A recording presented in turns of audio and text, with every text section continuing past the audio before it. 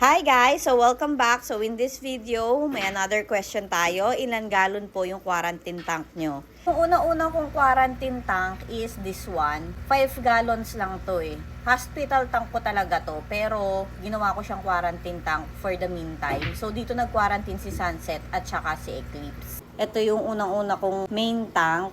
20 gallons to. Ginawa ko na siyang quarantine tank. Pero ngayon, nandito na yung mga balloon mollies ko. Ito yung mga female and then, ayan yung mga males. Tapos ngayon, ito na yung quarantine tank ko. Bumili ako ng tub sa IKEA. This is 130 liters. Ito na yung quarantine tank ko ngayon. Currently, may nagko-quarantine, bagong rancho. Since may medication, so ano to, yellow powder and dimilin. Nilagyan ko siya ng maraming aerator. Dalawang airstone, tapos dalawang sponge filter. 130 liters equals to 34 gallons. Actually, dalawa yung 130 liters na binili ko, which is 34 gallons, para sa quarantine tank ko.